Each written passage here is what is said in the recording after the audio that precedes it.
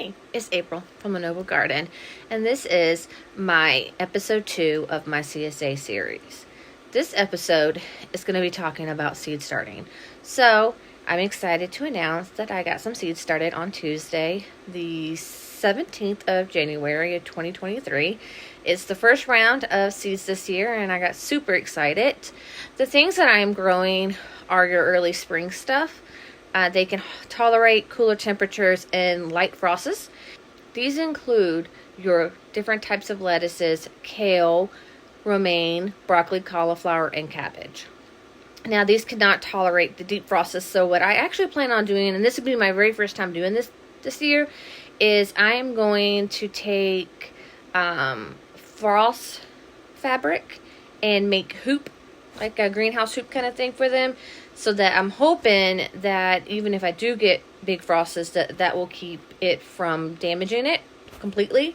My purpose of trying this a little bit sooner than I probably normally would is that with this CSA, I really want to provide baskets the first week of May, and this will be my attempt to do that.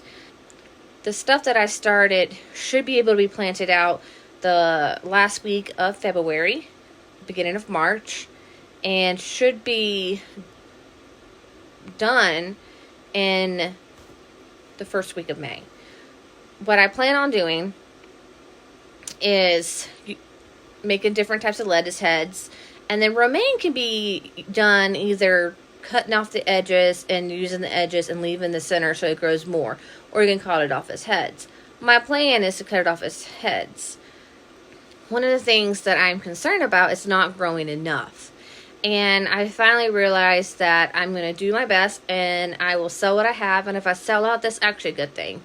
Now, if I overproduce, that's not a problem. We will preserve or give to family members.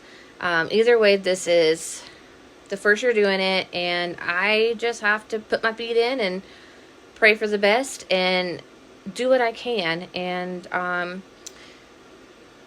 when it comes to the space I have in my garden, I have 5 40-feet beds at the moment, and 2 12-feet and 1 10-foot. And what I plan on doing is going back to square foot gardening.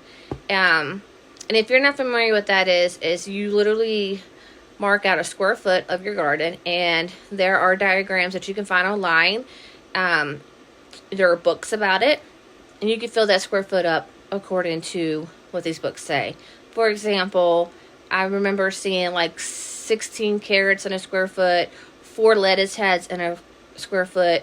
Of course, your bigger props like your broccoli, your cauliflower, and your cabbage, you're going to only want to put 1 in 1 square foot. And that's where my problem lies in, is I'm hoping, to sell between 20 and 40 baskets possibly. But if I put 40 cauliflowers, broccolis, and cabbages, that's 3 beds. And so what I've decided to do is, at this time, I'm only going to plant about 20 each time. And I'm going to plant them in my garden from side to side. It's 3 feet. So I have 3 square feet down 40-feet bed. So I have quite a bit of room.